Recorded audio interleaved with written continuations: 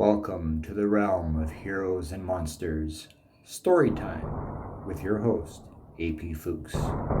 Stories of intrigue, stories of horror, stories of superheroics, stories of monsters. Get ready, the thrill ride begins. 18, that's right. We're 18, and in Canada law, that means you're an adult. So this episode is You're an Adult in Canada because it's episode 18. So welcome to the realm of heroes and monsters story time with me, your host, scruffy faced Bigfoot AP Fuchs. And here we are in quasi-yellow lighting and all that stuff if you're watching this on YouTube, because it's early in the AM as I'm recording this, and the sun has not yet come out because daylight saving time's occurred, and everything's still kind of goofy in terms of what we think the time is versus maybe what the universe thinks the time is. Even though if you actually look into the history of time and study it, we actually don't know what it is. We have theories and ideas and concepts and formulas and all the rest. But in terms of like, this is time in stone, no, that doesn't exist. So anyone tells you that's lying, okay? We don't understand at all how this whole thing works. Anyway, but the good part is, this podcast functions on a clock that you can understand. And so that's the time we'll be sticking to. And these episodes this season have been running approximately 10 to 15 minutes, depending on the length of the story. So there's a shorter episode season, like season 1. But regardless, we have time to work with, and we are understanding the clock that we're looking at as we listen to this podcast. But yeah, look into time. It's very interesting. I mean, it's a fascinating subject.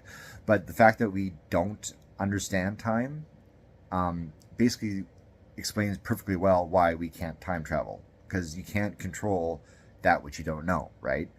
The only way to do it is you have to figure it out first, and then you can figure out how to manipulate it. So we're kind of so ways off from really longing that down. And yes, you're going to get scientific theories on how time travel is possible, and this is why, and these are the conditions required, etc., etc.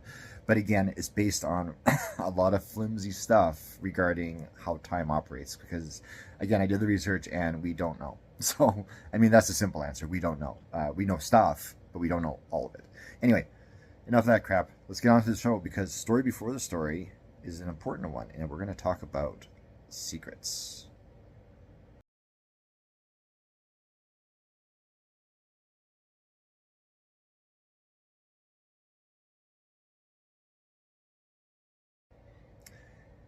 Here we are again, ladies and gentlemen, to story before the story. And we're going to talk about secret stories, because remember, this whole season is about how stories make up everyday life. And now, secret stories. Let's define that, okay? Secret stories in this context is not referring to stories that say you have, whether fictitious or non-fictitious, that you're not telling anybody, okay? It's not about that. It's not about your secrets. Secret stories are this. There are many places in the world, obviously, where people are not, right? We have our cities, we have our towns, we have our villages, we have the occasional hermit in the woods, that kind of stuff. But there's a vast amount of land and water, etc., out there where there's nobody. There might be some animals, could be some insects, maybe some birds, maybe some fish, whatever. But the point is, there's no humans. But events are happening in these environments. Things are going down. Animals are getting hunted down, perhaps. Plants are dying. Plants that maybe the only one or two left of its kind are going to go off in extinction, and we would never know about it. The same could apply to an animal. All the rest, right? So there's all these events happening, like what's happening in a forest right now, 2 miles in, and there's a bear walking around. What's he doing? I don't know. But he knows, and he's living out his story of his life unbeknownst to us. Right? So that's what I'm talking about. Secret stories, and your mind can go crazy with this stuff. No, I mean crazy in a good way. I mean, I could pick any location on Earth. You could pick a rainforest. You could pick a standard forest. You could pick the ocean. You could pick a random island in the middle of nowhere. Like that kind of stuff. And just think, what is happening there, story-wise, that no one is witnessing? And it's a really fun exercise for the imagination. And it's also good just, if you are a creator, because then it could be a potential springboard for some story fodder. But the point is, there's these secret stories happening around the world that we just don't know about. And we'll never know about. And it'll never hit the history books. And even if you want to take it a step further, okay, in terms of the human side, there are little pockets of people here and there that, like the cliched tribe in the middle of nowhere, for example. that kind of stuff. Stories are happening and no one knows. History is happening and the world at large, no one knows. And these are all these secret things that are happening, and it's really cool. And I really wish there was a way that we could find out these secrets. But if we find out the secrets, then it's not a secret, right? So I don't know, right? It's one of those, is it good to know? Is it good not to know? That kind of decision making. But anyway, let your head wander. Think about the secret stories that are occurring right now on Earth. And then if you really want to go the distance, get off the planet and think about what's happening on the moon right now. Can't say nothing, because there is stuff happening. There's always stuff happening. Say Mars. Let's pick Venus. Let's pick Jupiter. Let's pick something, a class M planet in a different galaxy. What's going on? What's happening over there? What stories are being played out? You go on and on about looking for life on other planets. I mean, like, really, and it actually feeds the story to come to a degree. And that's, we're defining life as like humanoid, intelligent life, right? Or even just intelligent life in general. But what is intelligent life? Because as far as other life out there, we could be the stupid ones. We could be the bacteria, right? And they're going to be thinking of us as nothing. So we could be looking in the wrong places or looking for the wrong thing in that regard as well. But anyway, the point is, secret stories, think about what's happening that you're not witnessing and let your mind run with that. Now, let's get into story time because, well, just listen. There is a secret there. And of course, we'll see you after the credits.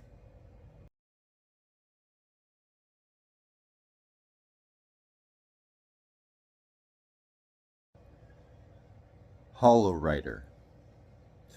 Blake sat there in front of his machine, the story going nowhere.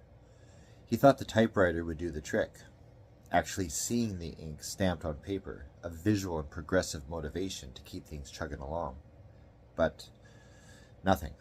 A few measly words, each sentence starting with the word fuck. The office around him was old, musty, with dust-covered papers and manuscripts and scraps of ideas covering the floor.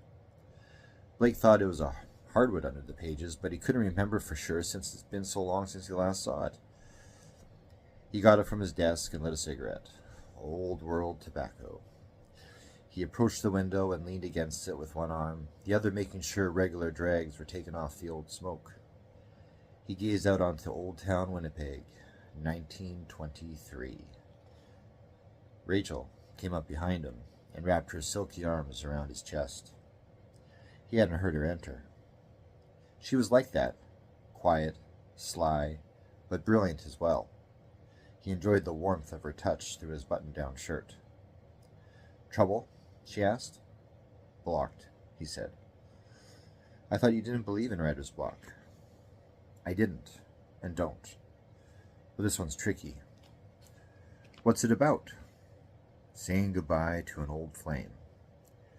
He turned within her arms, faced her. She wrapped her arms around the back of his neck. "Anyone I know?" she asked. "Yeah, personally." "Oh, who?" Blake ran his hands down the length of her arms and kissed her deeply, her rich red lipstick coating his lips and tongue. He stroked his fingers through her long, thick, blonde hair and said, "You." She arched an eyebrow. "Me?"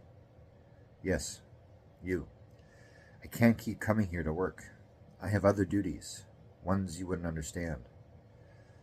Her eyes searched his. "You're married, aren't you?" "Yes. Well, in a way. To a lovely lady, but not the kind you think." To his surprise, she didn't let go out or throw out a tantrum. Nothing. Instead, she pressed her palms to either side of his head and kissed him good and hard. "Remember me," she said. "That's all I'll ask." He gave her a small grin. "I will." Then, "What's her name?" Before he could answer, Rachel slapped him, spun on her heels, and headed towards the door. He furrowed his brow, then called out after her, "Avalon." Rachel stopped for a moment, then kept going. She had become too real for him. They had become too real, and he had become in here to this typewriter not to write, but to see her. "I'm sorry," he said, the apology meant for both of them. Blake eyed the glowing red cherry of his cigarette. Truly, it's for our own good. Just as Rachel slammed the door, he tossed the lit smoke onto a pile of paper. Soon the pages went up in flame. It spread quickly, and the office was engulfed in fire and smoke. Blake stood amongst the flames, the hollow room's safety features ensuring he wouldn't get burned. He could barely even feel the inferno, at least the one outside his body. Inside, he was alit with passion for Rachel, his heart all hers. "Fuck," he said again. Then, "Avalon, end program." The fiery office faded away, and he stood in the glowing, blue-walled hollow room. Captain Blake Pierce exited, then took a step back and lingered at the door where Rachel once stood. Oh, how he loved her. But he loved the Avalon more, and his romance with his ship would always overrule any with a holographic girl. The siren sounded. Someone had triggered the red alert. He'd be needed on the bridge. Blake looked back at the hollow room once more and envisioned the burning office in his mind's eye. No more time for hobbies and stories. No more time for love. He headed to the bridge and wondered if the pain in his heart was worse than whatever alien threat summoned his presence. There was only one way to find out.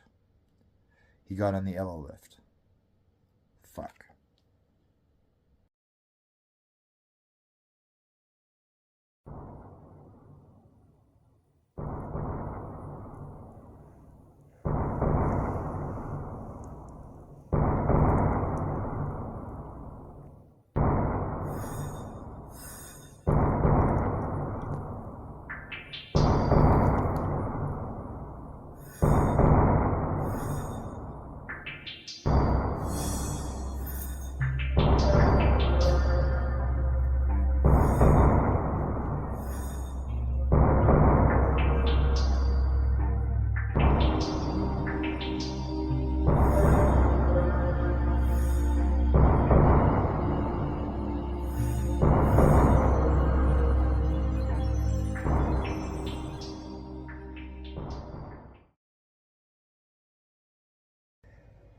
Thanks for sticking around till after the credits. As always, I like doing this segment. It's fun. It's sort of an extra thing. It's also a challenge, to be fair with you, because I don't know what to do here. I don't plan this out. This is more of a sporadic, spur of the moment.